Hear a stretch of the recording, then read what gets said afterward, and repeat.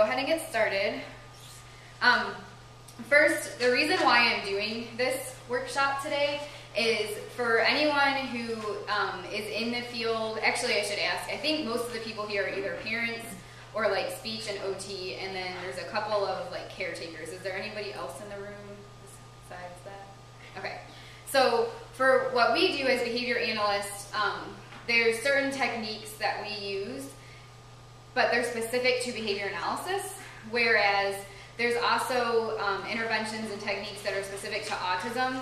And as a behavior analyst or anyone working with children with autism, it's important to know about the literature relating to not just your field, but also the field of autism if that's your primary population. So there's a huge difference between the two. In behavioral literature, we look a lot at how to teach skills or how to reduce behaviors. So we don't care so much what the skill is or what the behavior is. We look more at how to change it.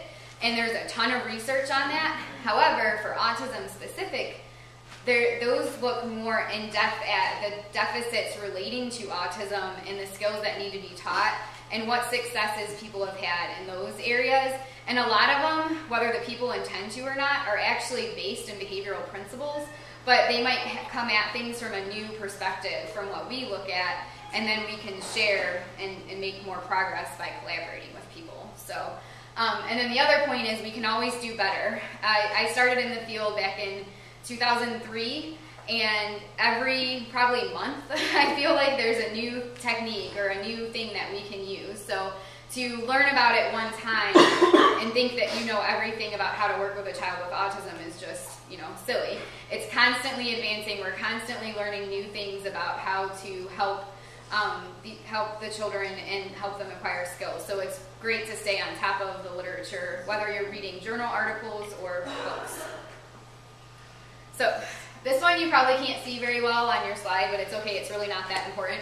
But I just wanted to kind of talk about my experience, because then hopefully you guys can avoid having the same issues if you haven't already been there. But basically, I started out at the Cleveland Clinic in Ohio, and that was back in 2003. It was very heavily based in low-VOS type therapy, which isn't bad, but it's just older, and it's not as advanced as we are now. So there was a lot of sitting at the table, drilling, repetition, no concern at all for what the child was motivated for or interested in. There was no analysis of if the child was tantruming, why they were tantruming. It was just a constant, barrage the kids with, you have to do this, this, and this, and it was all adult-led, and a lot of the kids engaged in a lot of behaviors because it was not fun. Who would want to do that? So the way that I made this better is I went to grad school, I became a board-certified behavior analyst, I read a lot of books about verbal behavior, and I went to a lot of conferences, and I learned about working off the child's motivation and learned about why the child was doing things and being able to address things from that perspective. And I also learned about incidental teaching, which we'll talk a little bit more about, and natural environment teaching. But that wasn't enough. Then I went to Florida State and I worked there. While I was there, some of the children we made great progress with, but some of the children engaged in a lot of what we call non-compliance. When we would present a demand, they wouldn't listen. And this is to the point where even if they really enjoyed an activity, if I was the one that tried to give it to them, they no longer wanted anything to do with it. So it was like that high of a, I'm not going to do anything anyone tells me to do. And then we also had some children who were not making very much progress because they weren't really attending.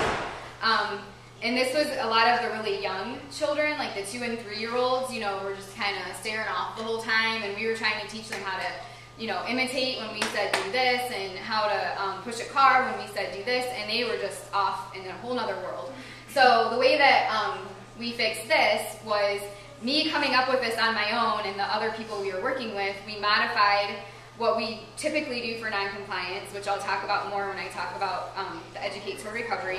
And we also worked on developing programs to increase attending and motivation. So we came up with our own new programs to address these issues. Now, I'm a BCBA, and even now that I'm certified, I'm still having times where I get a child and they're making slow progress because of different issues. One of these is if they're very significantly delayed and they won't even look at their favorite item for longer than a second, or they won't sit still for longer than 2 seconds, or an adult approaches them and they run across the room. Sometimes I've had a hard time explaining what I want to do with the parents, so they don't understand what I'm trying to say. And then sometimes it's still difficult to motivate the kids that I'm working with. So to fix that, I've read the books that we're going to talk about tonight, which would be the Early Start Denver Model, Educate Toward Recovery, and Pivotal Response Training. So basically, all of this stuff from when I was at the Cleveland Clinic in 2003, I could have been doing had those books existed in 2003. Like, it took me all of those years to get to where I am today, and when I read these books, it was like, wow, I'm already doing all this stuff, but I had to go through all these troubleshooting and things to come up with this on my own, and now there's these books out here that people could just read and start doing on their own, and they don't have to go through all that. So that's why I thought it was important to do this tonight. Any questions about that? Okay.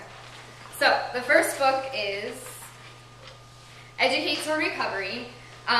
This is a book that was written by Robert Schramm. He is a board-certified behavior analyst out of Germany. He's American. His wife is German, so that's why he's over there.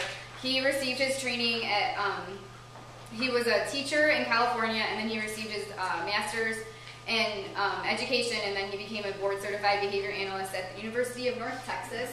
Why he's so good is his book is just phenomenal at explaining all of these concepts in an easy-to-understand way.